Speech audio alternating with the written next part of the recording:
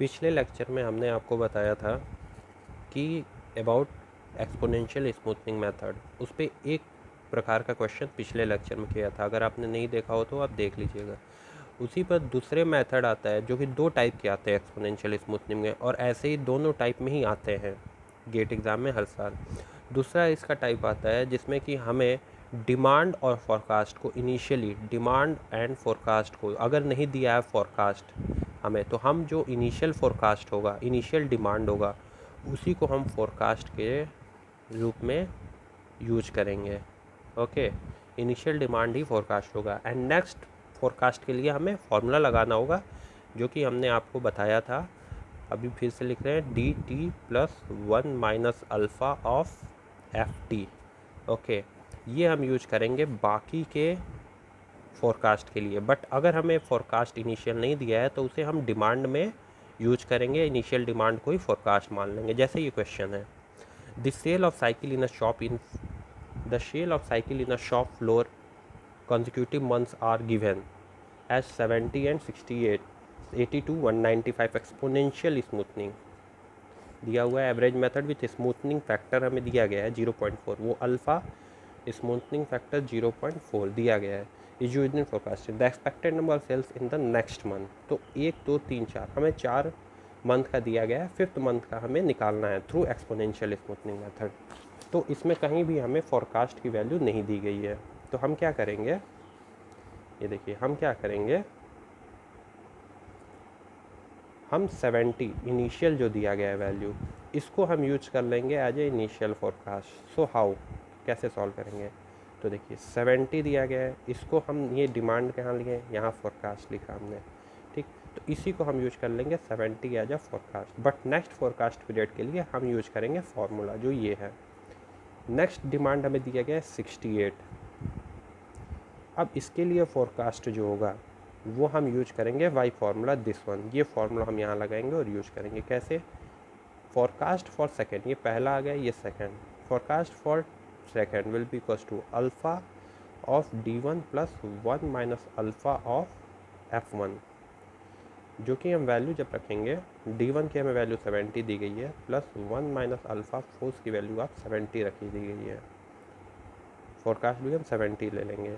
तो हमें इसमें जो वैल्यू आएगी वो आएगी आपकी 70, वो आएगी, आप सॉल्व करेंगे 70 ही आएगी, ठीक। अब हम करेंगे, सॉरी या ओके, थर्ड। अब हमें वैल्यू दी गई है 82 दी गई। अब इसके लिए हम फॉरकास्ट जब F3 यूज करेंगे तो हम यूज करेंगे 0.4, सेम फार्मूला यूज करेंगे 0.4 अल्फ़ा। यहाँ बस ये हो जाएगा D2, which is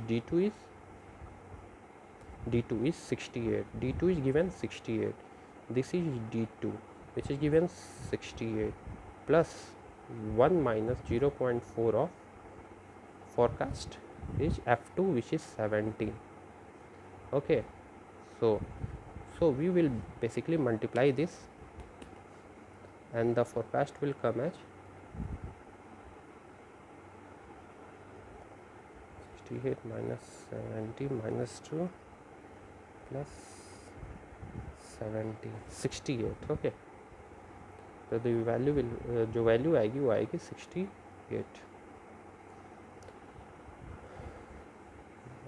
sorry, into 0.4,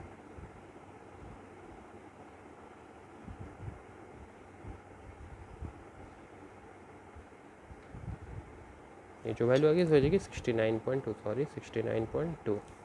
now 69.2 4th month के लिए अगर हम यूज करेंगे, 82 दिया गया, 82 हमने यूज 95 के लिए फोरकास्ट जब हम करेंगे, F4 निकालेंगे 6.4 टू डिमांड हम लेंगे 82 plus 1 minus 0.4 into 69.2।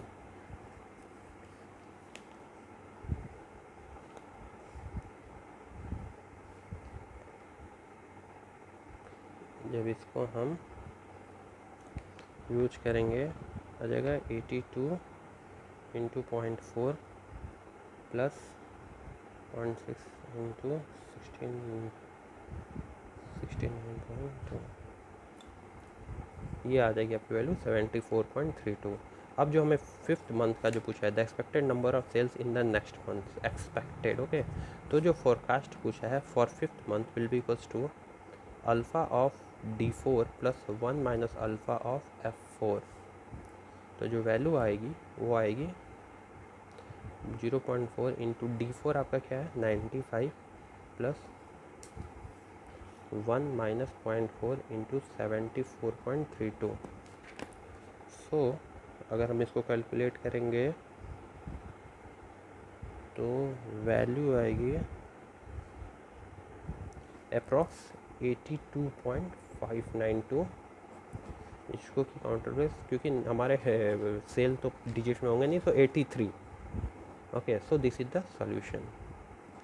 So basically इसमें क्या था, इस क्वेश्चन में जो एक याद रखने वाली बात है कि हमें इसमें फोरकास्ट नहीं दिया है, तो इनिशियल जो डिमांड होगा उसी को फोरकास्ट मानेंगे और उसके सब्सिक्वेंट हम यूज करके forecast for the fifth month जो एक्सपेक्टेड सेल पूछा है वो निकाल लेंगे।